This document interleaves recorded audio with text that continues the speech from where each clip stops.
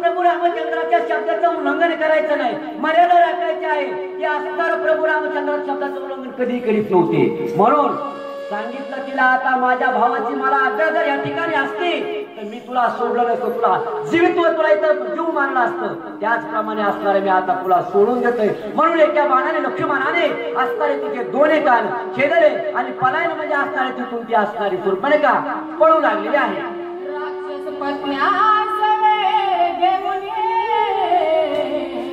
शूर्पणखा बैसे विमानी लंका भुवना घेऊन पळाले. पळत असताना काय केलं असणार, कुणाच्या पत्न्याच्या राक्षसाच्या पत्न्या होत्या तिच्या सहकारी, तिने सगळ्या गोळा केल्या एका जागेवर.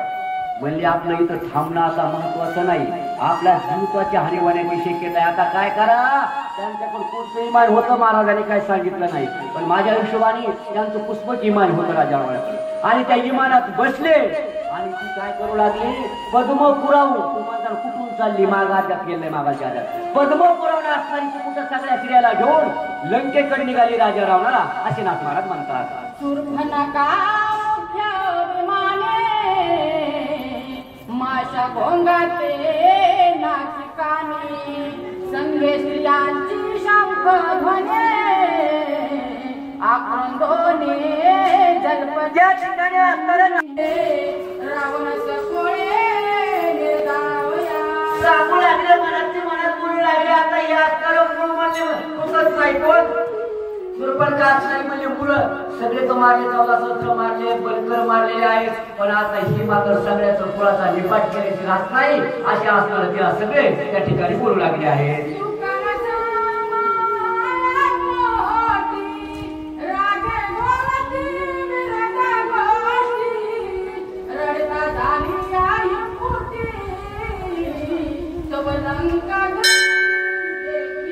राग आलेला आहे, राजाच्या भरात असणारे रडू लागलेले आहे. पोटात राग मावत नाही, पण विलास नाही, काय करू. अशा अवस्थेमध्ये त्या सगळ्या स्त्रिया घेऊन लंकेकडे गेलेल्या आहे. आणि लंकेकडे पाहायला नाही, दृष्टीत लंकेकडे पाहायचं म्हणतो जास्त तुमचा मायना केला, जास्त चढायला लागली. 2-2 धारा डोळे लागलेले आहेत. आता म्हणजे मी राजा रावणाला सांगते आणि याचा बदला घेतल्याची सोडत नाही, अशी मनात ती शूर्पणखा आणि गुली ब्राह्मणाचे मांस खाऊ धावली तिथे देखील लक्ष्मणी. असणार काय केले, पहिले राक्षस लोक काही लोभ धरून असणारे पळून गेले. माणसाला कुठं लोभ नसावा, कुठं लोभ असावा हे कळलं पाहिजे. म्हणले लोभाने काही पळून गेले. पण शूर्पणखा काय केली आहे, पुन्हा आमचं मांस ब्राह्मणाचं खाण्यासाठी पुन्हा ती माघारी धावत आली. म्हणले आता तिला राग आला, तिचा मुलगा मेला, 14 सहस्त्र मारलेले आहेत, मग राग येणारच आहे ना, साहजिक ना. आणि ती ब्राह्मणाचं मांस खाण्यासाठी त्या ठिकाणी आलेले आहे, अशा असणारे बोलू लागले आहे. राक्षसांची समाप्ती झाली, शूर्पणखाचे विसरले बघू आले आया असणारे नक्की असणारे काय तुझं निर्नाशिक केलेलं आहे. तुला लाज कशी वाटत नाही, तरी तू एकदा तुझं नाक कान सपाट केले, परंतु तू असणारी फिरून आलीस आणि आमचं ब्राह्मणाचं मांस खायला पुन्हा बघतीस, पुन्हा धावत आलीस तू. असे असणारे कोण, लक्ष्मण. आणि त्यांना सांगू लागले आहे, देवी कामाच्या मिशागे गळा ओढले आठो तळमळे त्याहून शूर्पणखे रावण सकोळे निर्दावया. सांगू लागले, मनात बोलू लागले. आता या असणारं मूळ म्हणजे कुठंच नाही, कोण शूर्पणखा असणारी म्हणजे मुलं सगळे तो मारले, 14 सहस्त्र मारले, बलकर मारलेले आहेत. पण आता ही मात्र सगळ्याचा कुळाचा निपाट केल्याची राहत नाही, असे असणारे त्या सगळे त्या ठिकाणी बोलू लागले आहेत.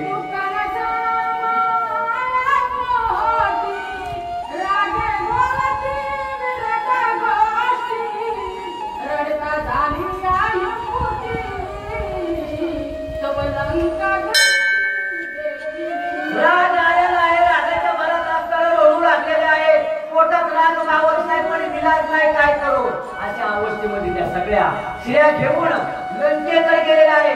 आणि लंकेकडे पाहायला नाही, दृष्टीत लंकेकडे पाहायचं म्हणतो जास्त तुमचा मायना केला, जास्त चढायला लागली. 2-2 धारा डोळे लागले लागलेले आहे. आता म्हणले मी राजा रावणाला सांगते आणि याचा बदला घेतल्याची सोडत नाही अशी मनात शूर्पणखा. मासे गंगेमध्ये मासे कसे काय म्हणणार जसं एखादा तो गळाला मासा लावा तळमळ तळमळ होतो त्याच्या गळ तोंडात अडकल्यानंतर आणि त्याचप्रमाणे ती कासाईस होऊ लागली यांचं मांस एवढं नाक कान कापलंय तरी त्यांना वाटत होतं मांस खावा. कुणाला त्या सुरपणकीला वाटत होतं मांस खावा अशी तळमळ तळमळ त्या ठिकाणी करू लागली आहे. बाप विषयाचे आवडे नाटवते दुःख कोणी विसरोनी मरण ओढे विषय गोडे वाढ. एवढं त्रास झाला नाक कान घेतलं पण विषयाची गोडी. महाराजांनी शास्त्रातून थोडा अध्यात्म म्हणून सांगितलं आहे की संसाराची गोडी आजपर्यंत आपला सुटली नाही. परमार्थाकडे येऊ वाटत नाही, सत्याकडे येऊ वाटत नाही, राम राम म्हणा वाटत नाही. असंच ना त्या ठिकाणी असणार तिचं नाक कान कापलं तिला एवढा त्रास झाला तरी सुद्धा असणारी काय केले तिने हे मांस खायची रक्त पिण्याची अपेक्षा सोडली नाही असे नाथ महाराज म्हणतात. तैसे स्वरूपाना खाजाना भक्षु धावे रामना लक्ष्मणी सोडणी आबान दोन्ही कान छेदले. प्रभू रामचंद्र भर त्या ठिकाणी असणारे आली असणारी कोण शूर्पणखा आली आणि आल्यावर ब्राह्मणाचं मांस खाण्याची तिला एवढी आवडे मांस खाण्याची भलती आवडे. आता त्याच्याशी काही चालच ना दोनच गोष्टी वाढल्या आणि म्हणले आल्याबरोबर लक्ष्मणाने काय केलेलं आहे त्या ठिकाणी बाणवडला पहिले लक्ष्मण मारित होता त्या सुरुवातीलाच पण रामाने सांगितलं प्रभू रामचंद्राने सांगितलं स्त्री हत्या करू नये म्हणून तुला सोडलं म्हणले आणि एक बाण सोडला आणि एका बाणाने असणारे दोन्ही असणारे कान पहिले कान घेतले एक शिल्लक राहिलं होतं तेही कान उडलेलं आहे असे नाथ महाराज म्हणतात.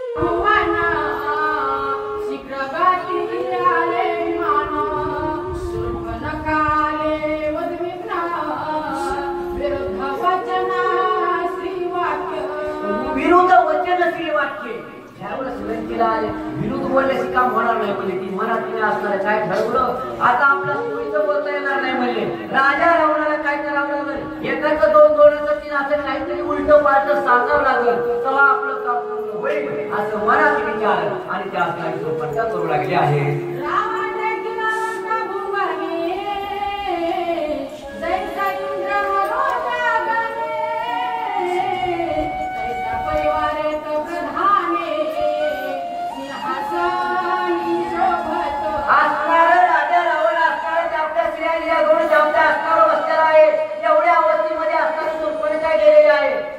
पाहिल्यानंतर एवढा सुयोग असणारा राजा रावण काय साधा विद्वान होता का तो काही तेच काम करीत होता का नव्हता. त्याच्याकडे विद्या होती त्याच्याकडे विद्या उद्या होता तो भक्ती बाबाची करीत होता तो काय सामान्य व्यक्ती नव्हता आणि त्याच्यात बरोबरासारखा सूर्यवंत दिसू लागलेला आहे असे नाथ महाराज म्हणतात.